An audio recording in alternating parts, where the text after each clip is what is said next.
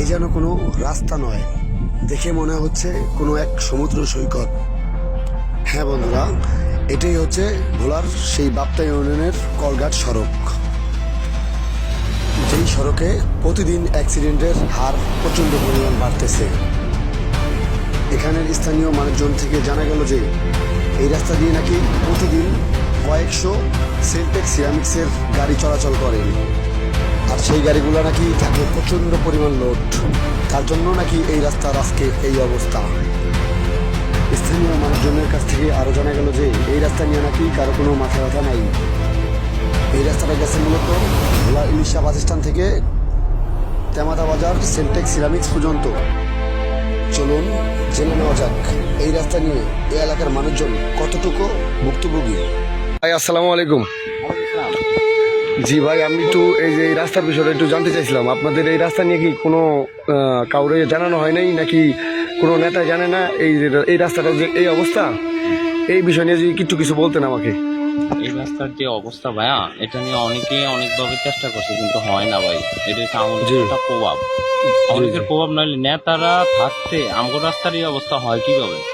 আমি দয়া করে একটা কথা বলি ভাই, আমগো বাণিজ্য মন্ত্রী সাহেব এখন অসুস্থ, যদিও সে যেন নিজের মুখে একবার বলে যে এই রাস্তাটা করো, তোমরা করো, এই রাস্তাটা তোমরা দয়া করে করো। সে যদি একবার বলে আমাদের রাস্তাটা হবে, দয়া করে তার নিকটে এই খবরটা যদি আপনি পৌঁছাইতে পারেন। আমগো আকুল আবেদন, আমাদের এই গ্রামের মানুষের আকুল আবেদন আপনাদের কাছে যে তোফায়েল আহমেদ সাহেব খুব অসুস্থ, আমরা দোয়া করি তার জন্য। সেই জন্য একবার বলে যে এই বাপ্তা 4 নং ওয়ার্ডের এই রাস্তাটা যেন হয়। টাইস ফ্যাক্টরির অত্যাচারে আমাদের একটা মানুষ অসুস্থ হইলে হসপিটাল নিমুতে এমন কোনো ব্যবস্থা নাই, একটা অ্যাম্বুলেন্স ঢোকে না, একটা রিক্সা গাড়ি ঢোকে না। আমরা বলা যাইতে কি যে কষ্ট ভাই। আর কিছু বলবেন? দেখেন আমরা ভিডিও, এই যে রাস্তা আছে দেখেন। জি আমি তো দেখছি, আমি আর কি বলবো, আমি পুরো রাস্তায় দেখছি যে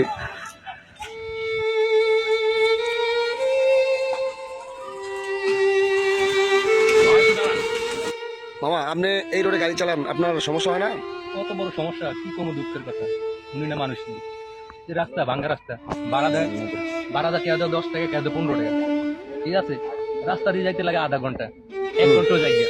এই রাস্তা ভাঙ্গা, একবার ডাইনে একবার বামে একবার ডাইনে, ধরেন এক সপ্তাহের মধ্যে মনে 1900 টাকার কাম করেছি এই রাস্তার ভিতরে। ভাড়া দেয় কত? 15 টাকা 10 টাকা। এমনি গাড়ি কিছু তাই আমাকে চালান কোথায়? সমিতির টিয়া কিস্তি কয় সপ্তাহে, সমিতির টিয়া 1300 টাকা, আবার সপ্তাহে না 1300 টাকা।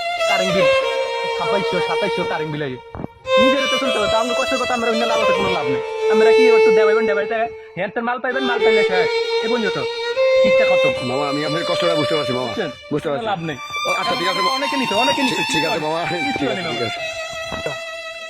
এই রাস্তা দিয়া একটা হুন্ডাওয়ালারা যে এই রাস্তার মধ্যে অ্যাক্সিডেন্ট হয়, এমনকি গাড়িওয়ালারা 5 টাকা ভাড়া 15 টাকা 20 টাকাও নেয়। একজন মানুষ যে 20 টাকা নেয়, মানে এরকম ধাক্কা খায়, এই ব্যাসের জন্য এই ব্যাসে ভরে, আর ব্যাসে হয়েও 20 টাকা করে দিতে হয়। আমি অনুরোধ করি এই সরকারকে যে আমার এই রাস্তাটা হোক।